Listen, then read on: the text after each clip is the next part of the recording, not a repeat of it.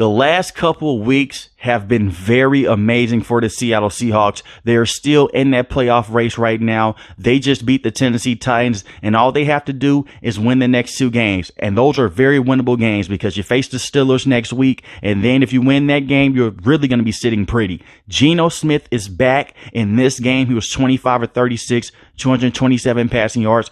2 passing touchdowns, 0 interceptions. It was not a pretty game in the first half. It seemed like the Tennessee Titans were going to take this game away from this team, and they were going to possibly miss out on being in that playoff race in the NFC. But in the fourth quarter, everything turned around with this team. And Geno Smith played very good late in this game. Give him credit, because this is the first time he's played in the last couple of weeks. They've been depending on Drew Lock for the last couple of weeks. And last week, Drew Lock came out and was oppressive against a tough Philadelphia Eagles team that had a lot to play for. He had a very good game, and he had a great pass to Jackson Smith-Njigba late in the game that gave them the lead. And Julian Love was amazing in that game. Julian Love should be the starting safety with this team for the rest of the season, and even if they make it to the NFL playoffs. Jamal Adams has missed the last couple of games. Keep it that way. Then after this season, cut Jamal Adams because he is terrible in coverage. He's a complete liability on this team.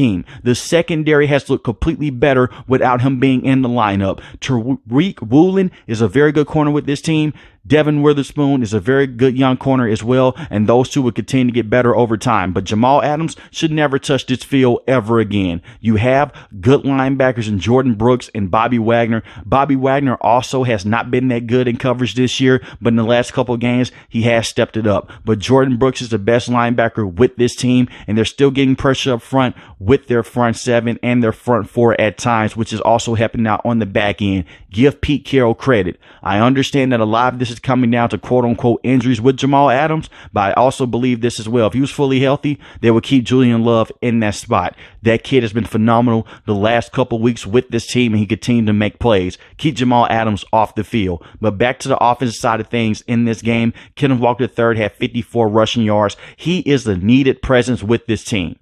And remember, he missed a game a couple weeks ago against the San Francisco 49ers. They had to depend on Zach Charbonnet. He may have not had the best numbers in this game, but he's a big distraction in that backfield with that sideline-to-sideline speed. And we saw that when he went for a 24-yard rush in this game as well. Tyler Lockett is going to continue to make plays with the team until he retires. He had 81 receiving yards in this game, and Jackson Smith-Njigba continues to have a good rookie season when he has been fully healthy. He had 61 receiving yards in this game and had a great catch that went for 20 yards in this game as well. DK Metcalf had 56 receiving yards that went for a touchdown. They have a lot of weapons around Geno Smith that are slept on because Noah Fant at times can get loose in the open field. He's a former first-round pick. He can get some things done like how he did a couple months ago when they went against the New York Giants on that Monday Night Football game. You have Jackson Smith-Njigba, who's a matchup nightmare inside the slot. You have DK Metcalf, who is still one of the most talented wide receivers in the game. And Tyler Lockett continues to make crazy plays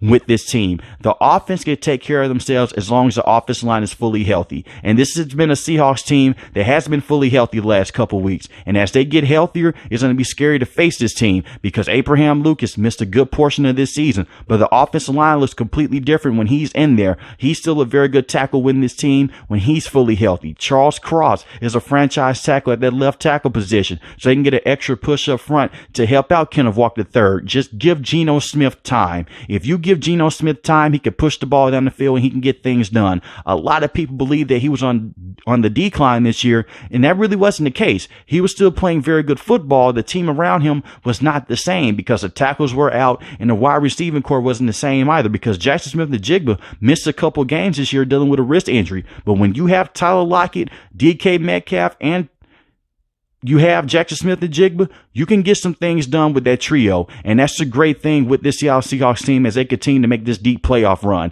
Keep Jamal Adams off the field, and that secondary will put you in a very good situation. With that being said, let me know in the comment section below how you feel about the Seattle Seahawks and can they continue to make a late season playoff push. If you're new to the channel, hit the subscribe button. If you like the video, hit the like button. Most importantly, want each and every last one, guys, stay safe, stay positive. Thanks for watching the video, guys.